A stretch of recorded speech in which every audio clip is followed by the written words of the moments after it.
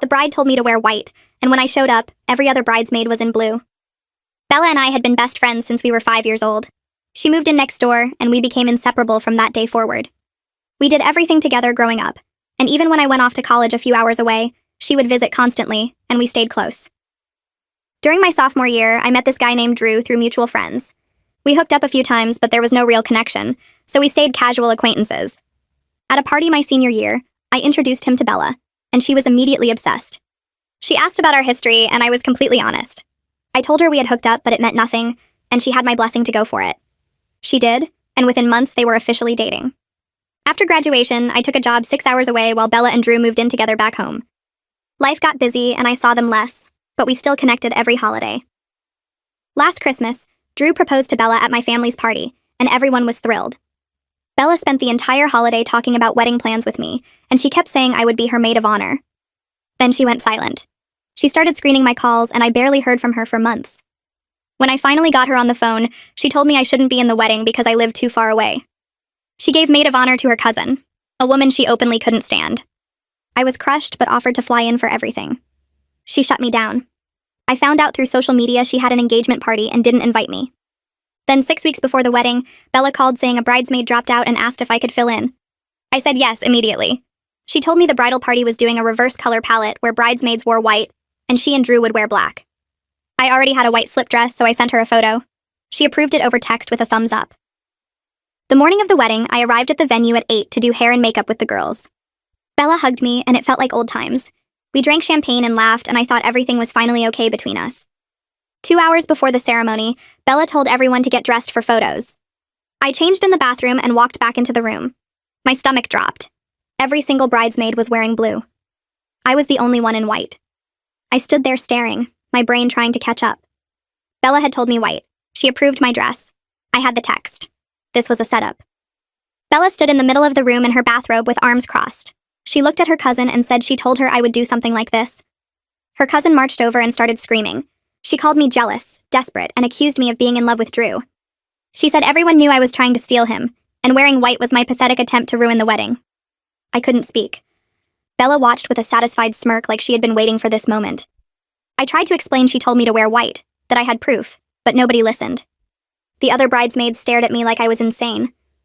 Bella's mom came in and gasped when she saw me, then started whispering to the others. I pulled out my phone to show them the text where Bella approved my dress. When I opened the thread, the messages were gone. She had deleted them. I looked at Bella and asked why she was doing this. Her face went cold and she said I knew exactly why. Then she put the smile back on and told her cousin to get me out before I caused more of a scene. The cousin grabbed my arm and started pulling me toward the door.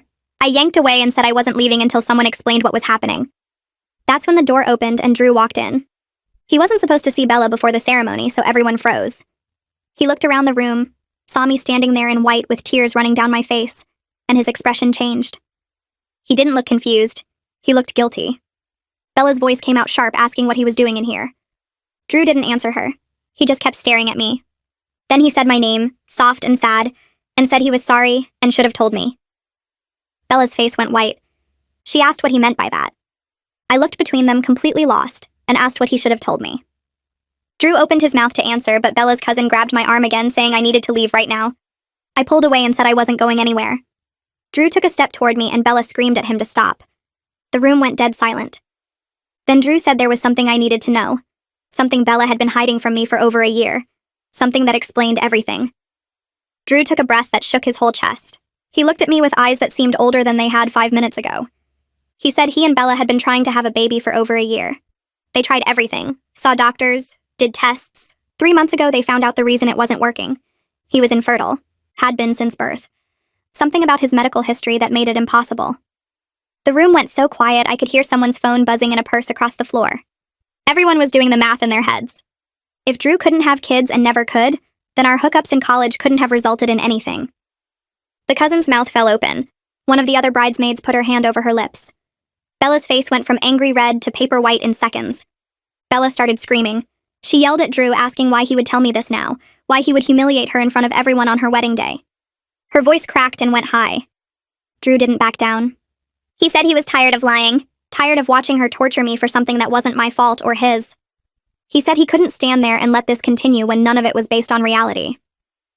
Bella grabbed the edge of a makeup table and her knuckles went white. She told him to shut up, to get out, that he was ruining everything. But he just stood there looking at her with something that might have been pity. I couldn't make sense of what his infertility had to do with me. My brain felt slow and stupid.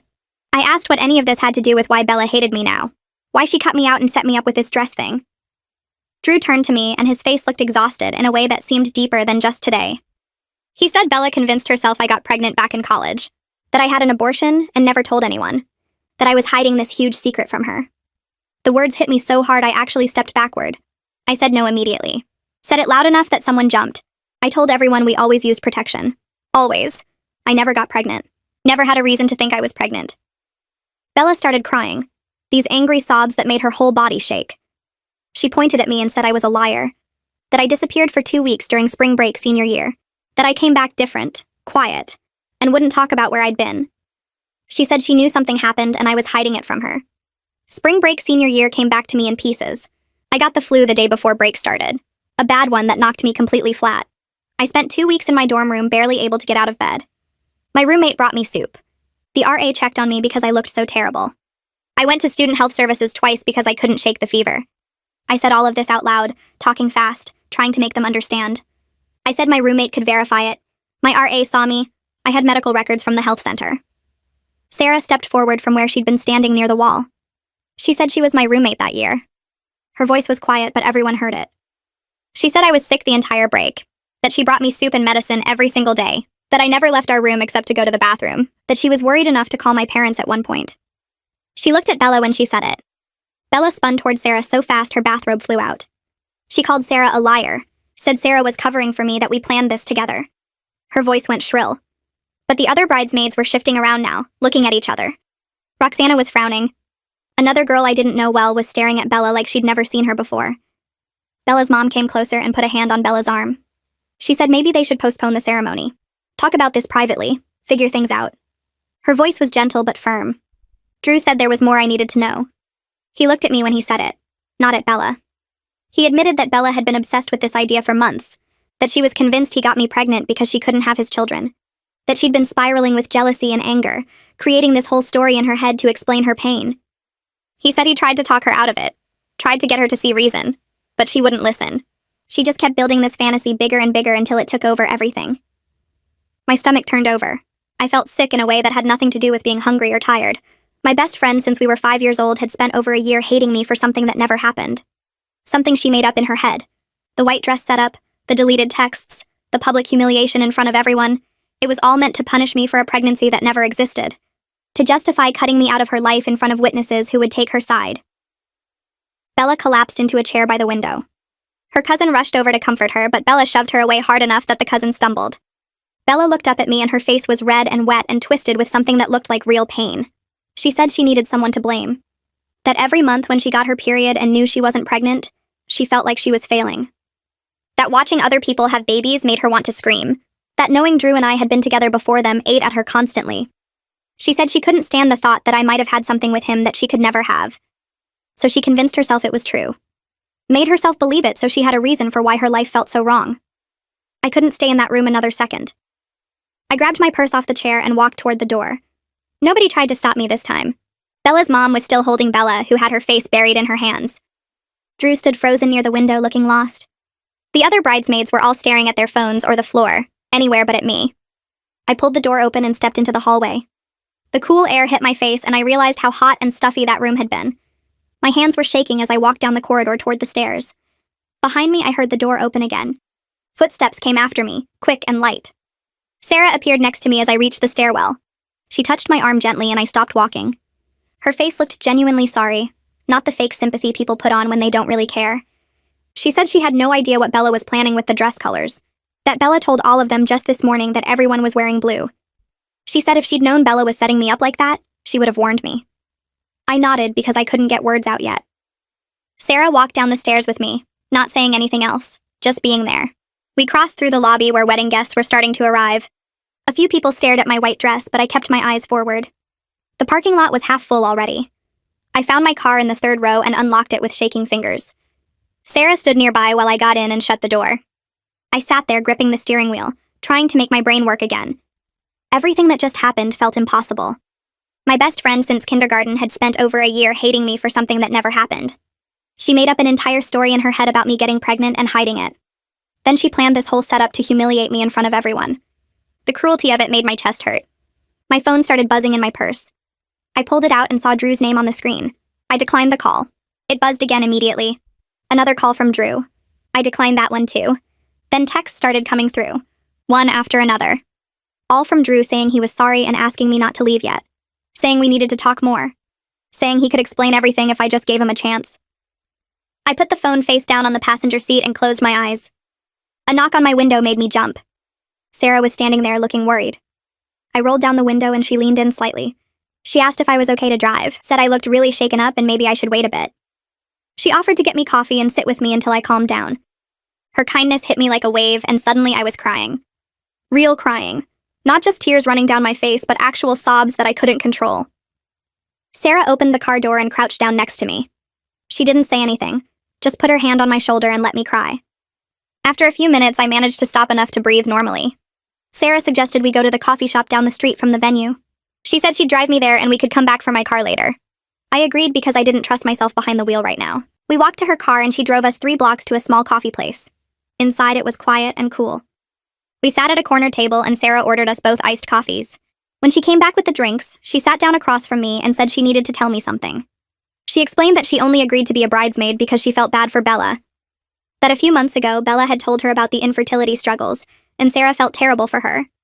But she had no idea about any grudge against me or this crazy theory about a pregnancy. She said Bella never mentioned me at all during the wedding planning stuff. Sarah pulled out her phone and opened her messages. She turned it toward me so I could see the screen. There was a text thread with someone named Roxana. Sarah scrolled up to show me messages from earlier today. Roxana was saying she thought Bella's behavior toward me seemed really off, that something felt wrong about the whole situation. Sarah had responded saying she agreed and thought Bella was acting unhinged. They'd both suspected something was weird, but didn't know what, until everything exploded in the bridal suite. I asked Sarah why she didn't warn me about the dress color being different. She looked uncomfortable and said Bella told all the bridesmaids this morning that I had insisted on wearing white despite being asked to wear blue. That I was being difficult and trying to upstage the bride. Everyone believed it because why would Bella lie about something like that? They all thought I was the problem. My phone started ringing again. I pulled it out and saw Drew's name for what felt like the 100th time. Sarah looked at the screen and then at me. She said maybe I should answer it. That Drew seemed like he genuinely wanted to explain everything and try to fix this disaster. I stared at the phone for another ring. Then I answered and put it on speaker, so Sarah could hear too. Drew's voice came through immediately, fast and apologetic. He said he was so sorry for everything, that he only learned about Bella's pregnancy theory 2 months ago, when she finally told him what she believed. He'd been trying to convince her to get therapy and tell me the truth, but she refused, and instead started planning this wedding humiliation. He said he should have warned me, but Bella threatened to call off the wedding if he contacted me. He thought he could fix it before today. He was wrong. Drew's voice cracked and he said the wedding was officially postponed, that most guests had already left after Bella's mom told everyone there was a family emergency. He wanted to meet with me tomorrow to tell me everything that had been happening, to explain why he didn't warn me sooner. I told him I'd meet him for lunch tomorrow at the diner on Main Street back home. Then I hung up before he could say anything else. Sarah drove me back to the venue parking lot to get my car. I thanked her for everything and she gave me her number, telling me to text her later if I needed anything. Then I got in my car and started the drive to my parents' house instead of the hotel where I'd planned to stay. The drive took 40 minutes and I spent most of it replaying everything in my head. When I pulled into my parents' driveway, my mom was outside watering her flowers. She looked up as I got out of the car. Her eyes went from my face to the white dress and back again. She dropped the hose and walked over to me. She didn't ask any questions, just wrapped me in a hug and led me inside. My dad was in the kitchen and he stood up when he saw us.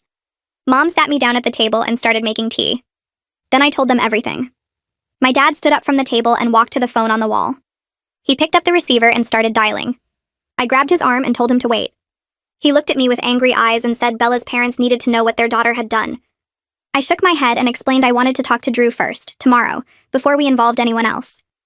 My mom agreed with me and said we should hear the full story before making calls. Dad hung up the phone but kept his hand on it for a minute. He turned back to me and said he never trusted Bella's sudden coldness toward me over the past year. He told me he suspected something deeper was wrong but couldn't figure out what. Mom nodded and said she'd noticed it too, the way Bella avoided family gatherings and made excuses not to see me. I sat there feeling stupid for not seeing it myself. Dad hugged me and said people going through pain sometimes lash out at the wrong targets. That didn't make it okay, but it explained things.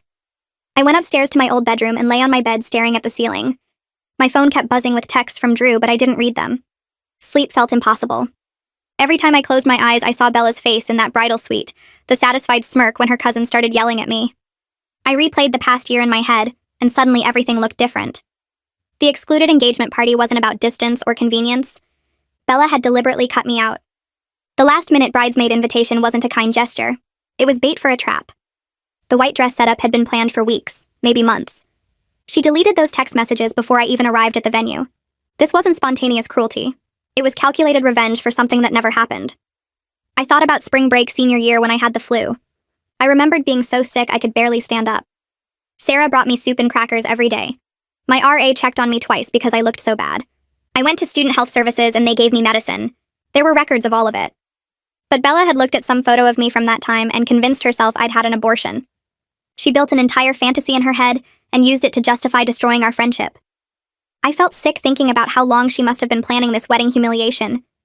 How many nights had she spent imagining my face when I walked into that room in white? How many conversations had she had with her cousin, feeding the hate?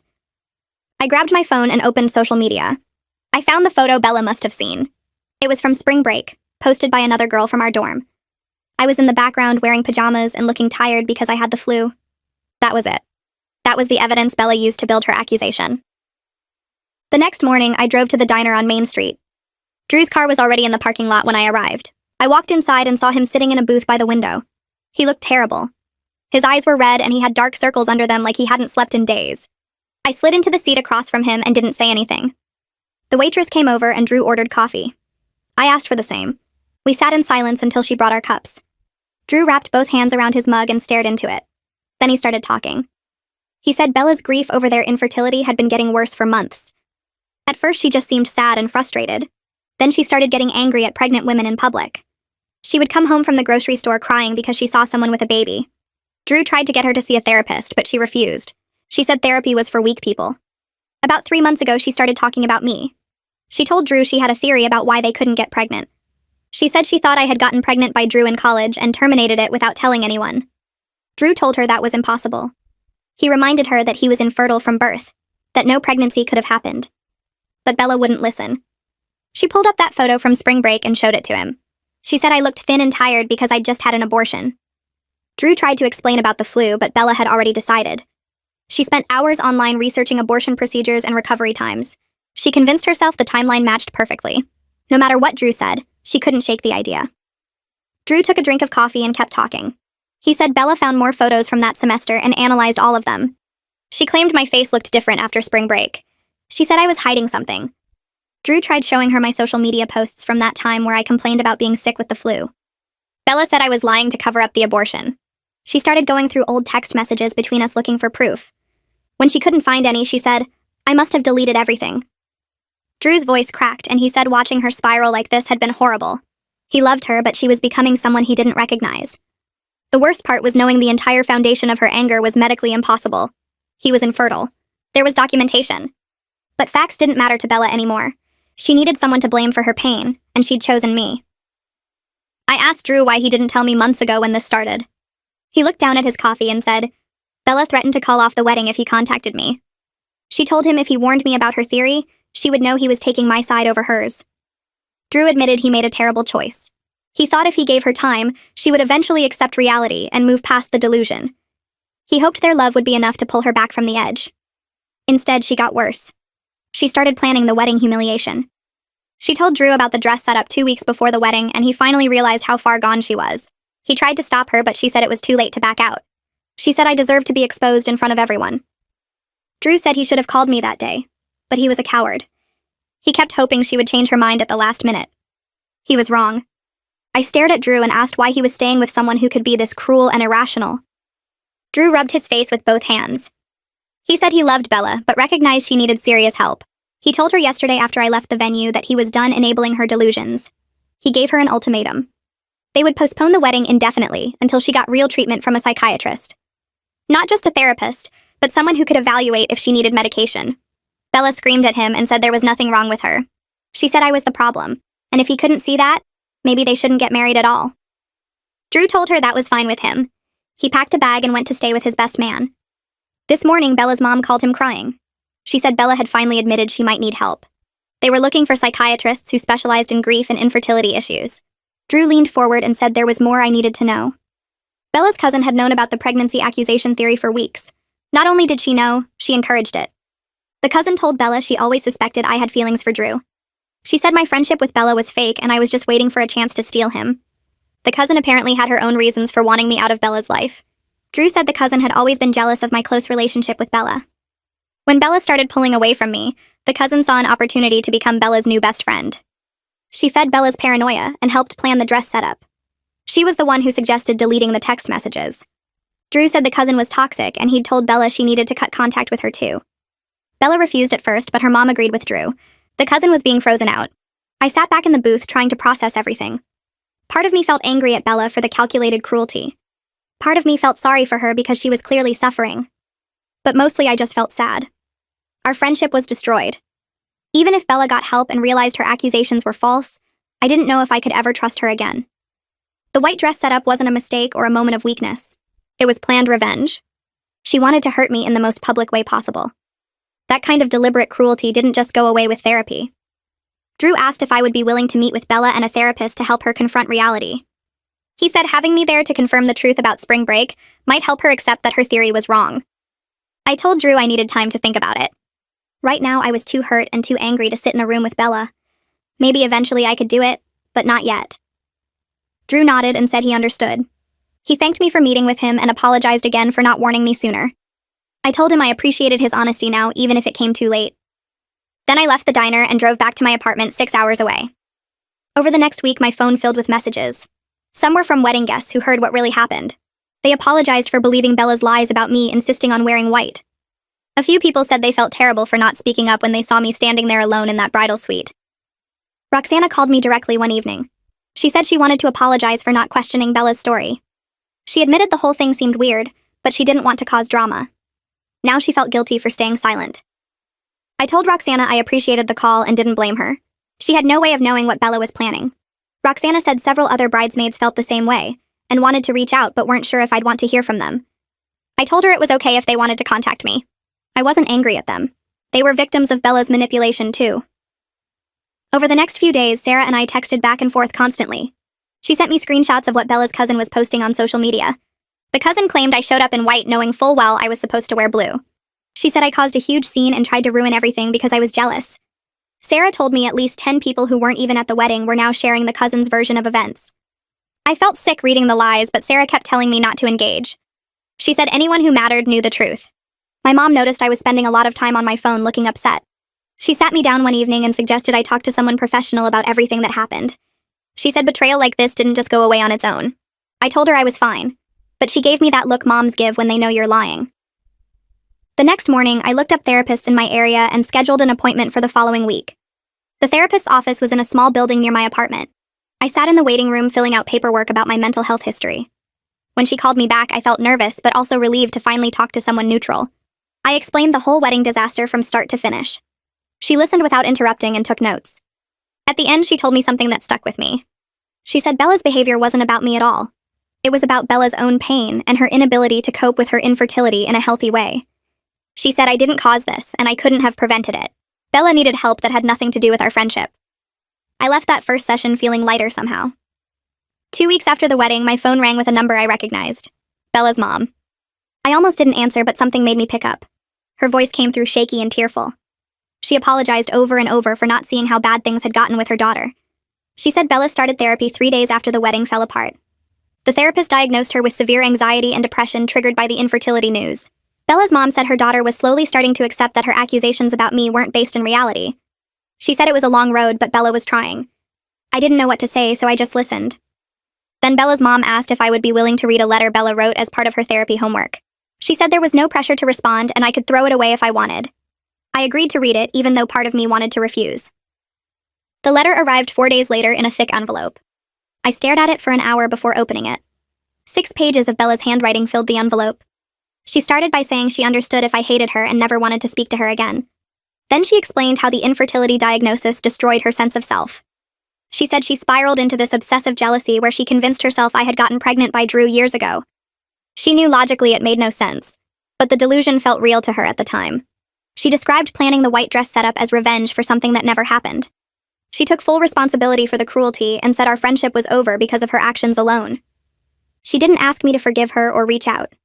She just wanted me to know she was getting help and understood the damage she caused. I read the letter 3 times. Part of me felt angry that a mental health crisis could lead to such calculated cruelty. Part of me felt sad for the friend I used to have who was clearly suffering. I sat down and wrote a short response. I told Bella I appreciated her honesty and hoped therapy helped her heal. I said I needed space and time before I could even think about any kind of relationship between us. I told her I was setting this boundary for my own well-being, and it felt like the right thing to do. I mailed the letter and felt a strange sense of closure. 3 days later, Drew texted me. He said he and Bella were taking a break while she focused on treatment. He was staying with Aziel, his best man from the wedding that never happened. Drew thanked me for reading Bella's letter and said it meant a lot to her healing process. I didn't respond right away because I wasn't sure what to say to him either. The next 3 months passed in a blur of work and building a new routine. Sarah and I met up twice for dinner, and she became a real friend, instead of just someone I knew from that terrible day. I joined a book club at the library near my apartment. I started running in the mornings before work. I focused on my job and got praise from my boss for a big project I completed. One afternoon, a guy from my company named Samuel stopped by my desk. We'd worked on a few projects together but never really talked outside of work stuff. He asked if I wanted to grab dinner sometime. I was surprised but realized I felt ready to say yes. Samuel and I went to a small restaurant downtown for our first date. We talked about work and our families and what we like to do for fun. On our 4th date, I told him about the wedding disaster. I explained the whole thing from the white dress setup to Bella's mental health crisis. Samuel listened carefully and didn't interrupt. When I finished, he said anyone who could plan that kind of public shaming had serious problems. He said it wasn't my fault, and he was glad I got away from that situation. We kept seeing each other regularly after that. A few weeks later, Sarah texted saying she was coming to visit for the weekend. I was excited to show her around my city. We went to museums and tried new restaurants and stayed up late talking. On her last night, she told me Bella's cousin got caught lying about several other things to mutual friends. Apparently, people started questioning her version of the wedding events, and she got defensive. Now she wasn't part of Bella's inner circle anymore. Sarah said it felt like justice in a weird way. I agreed to think about whether I'd be willing to meet with Bella and a therapist, but honestly, I wasn't sure I could sit in a room with her without losing it completely. The next few days felt strange, like I was walking around in someone else's life. Work kept me busy during the day, but at night I kept replaying the wedding disaster over and over. My phone buzzed one evening while I was making dinner. A message from Roxana popped up on my screen. She said she and 2 other bridesmaids wanted to apologize in person if I ever came back to my hometown. She explained that they'd been talking after everything fell apart and realized how badly they'd treated me. I stared at the message for a long time before responding. Part of me wanted to tell her to forget it, that their apologies wouldn't change what happened. But another part of me appreciated that they were at least trying to acknowledge their mistake. I wrote back saying I'd be home for Thanksgiving and we could meet for coffee then. She sent back 3 heart emojis and thanked me for being willing to hear them out. The weeks passed slowly as I focused on rebuilding my routine. Samuel and I went out twice more, and I started to feel like maybe I could actually move forward from all this mess. He never pushed me to talk about Bella or the wedding unless I brought it up first. One night after dinner at his place, I told him about Roxana's message and how nervous I felt about going home for Thanksgiving. He listened carefully, and then said something that surprised me. He told me it took real strength to be willing to hear people out even after they'd hurt me. He said most people would just cut everyone off and never look back. I realized he was right and felt a little better about the whole thing. Thanksgiving week arrived faster than I expected. I drove the 6 hours home on Wednesday afternoon and my stomach twisted the entire way. My parents were excited to see me and my mom had already started cooking. That night at dinner, my dad asked if I'd heard anything from Bella or Drew. I told them about the letter Bella wrote and how Drew had reached out. My mom's face got soft and she said she hoped Bella got the help she needed, but she also said she was proud of me for setting boundaries. My dad just nodded and squeezed my hand across the table. Thursday morning, I met Roxana and 2 other bridesmaids at a coffee shop downtown. My hands shook a little as I walked in and saw them sitting at a corner table. Roxana stood up and hugged me immediately, which caught me off guard. The other 2 women looked genuinely uncomfortable as I sat down. Roxana started talking first. She apologized for believing Bella's story about me insisting on wearing white. She said the whole thing seemed out of character for me, but she'd been so focused on supporting Bella that she didn't question it. The other bridesmaids nodded and added their own apologies. One of them admitted she'd suspected something was off when Bella deleted those text messages, but she was too scared to speak up. They talked for almost an hour, explaining how Bella had painted me as obsessed with Drew for months before the wedding. They said they felt terrible for not reaching out sooner. I listened to everything they said and felt my anger slowly drain away. These women weren't the enemy. They'd been manipulated just like I had. I told them I appreciated their honesty and that I didn't hold any grudges. We ended up talking about other things after that, and it felt surprisingly normal. Friday afternoon, my parents told me something that made my chest tighten. They said Bella's parents had invited them to dinner the week before and explained that Bella was doing much better in therapy. She'd apparently accepted the truth about her false accusations and was working through her mental health issues. My dad said Bella's parents weren't pushing for any kind of reconciliation between us. They just wanted my parents to know that Bella understood the damage she'd caused. My mom added that Bella's mom had cried during dinner and apologized for not seeing how sick her daughter had become. I didn't know what to say to any of that. Part of me felt relieved that Bella was getting help. Another part of me felt angry that everyone expected me to just be okay with what she'd done because she was struggling mentally. I told my parents I needed time and they understood. The rest of Thanksgiving weekend passed quietly. Samuel texted me every day to check in and ask how I was handling everything. I found myself looking forward to his messages more than I expected. On Sunday morning before I drove back to the city, my mom pulled me aside in the kitchen. She asked if Samuel and I were getting serious. I told her I wasn't sure yet, but that I really liked him. She smiled and said she was glad I'd found someone who treated me well. I realized she was right. Samuel was different from anyone I'd dated before. He actually listened when I talked, and never made me feel like I was being dramatic about the Bella situation. December flew by in a blur of work deadlines and holiday preparations. Samuel and I saw each other at least twice a week, and I started to feel like maybe this could turn into something real. One night over dinner, I asked if he wanted to come home with me for Christmas. He said yes immediately and looked genuinely excited about meeting my family. I warned him that my parents would probably ask him a million questions, but he just laughed and said he could handle it. The week before Christmas, Drew sent me a text that made my stomach drop. He said he and Bella had broken up permanently. She needed to focus on her mental health without the pressure of their relationship. He sounded sad, but also relieved in a way that made sense. I wrote back a short message saying I hoped they both found peace. He thanked me and said he was staying with Ezeal for a while until he figured out his next steps. Christmas Eve arrived and Samuel drove home with me. My parents loved him instantly. My dad spent an hour showing him old family photos while my mom finished cooking. That night, after everyone went to bed, my mom found me in the kitchen making tea. She sat down at the table and told me she was glad I'd found someone who treated me with genuine respect and kindness. She said she'd worried about me after the wedding disaster, but seeing me with Samuel made her feel better. I hugged her and realized how lucky I was to have parents who actually cared about my happiness. Samuel fit into my family so naturally that by the end of the weekend, it felt like he'd always been part of our holiday traditions. January brought cold weather and a fresh start. Sarah texted me one morning with exciting news. She'd gotten a job in my city and was moving into an apartment near mine. I was thrilled because she'd become a real friend over the past few months. We met for dinner the night she arrived and spent hours talking and laughing. She brought up the wedding disaster at one point and said something that stuck with me. She told me that something positive had come from that terrible day. We'd built a real friendship based on honesty, instead of the fake relationship I'd had with Bella. I realized she was right. Our friendship felt solid in a way my relationship with Bella never had. One Saturday afternoon in late January, I ran into Bella's mom at a coffee shop in my hometown. I'd driven back for the weekend to help my parents with some house projects. She saw me first and walked over with a nervous smile. We talked for maybe 10 minutes and it was surprisingly warm. She told me Bella was doing genuinely well in treatment and had started making amends with other people she'd hurt during her crisis. She said Bella was learning to take responsibility for her actions instead of blaming her mental health for everything. I told her I was glad Bella was getting better. We hugged before she left and I felt a strange sense of closure. 6 months after the wedding disaster, I received a final message from Bella. She said she was moving to a different state for a fresh start and wanted to wish me well. She thanked me for setting boundaries and said my response to her letter had helped her accept responsibility for what she'd done. She didn't ask me to forgive her or stay in touch. She just wanted me to know she was grateful for how I'd handled everything. I read the message 3 times and then wrote back a short response wishing her luck. I meant it too. I hoped she found whatever she needed to be healthy and happy. But I also knew our friendship was over for good and I was okay with that. Samuel and I celebrated our 6-month anniversary at the same restaurant where we'd had our first date. Over dessert, he reached across the table and took my hand.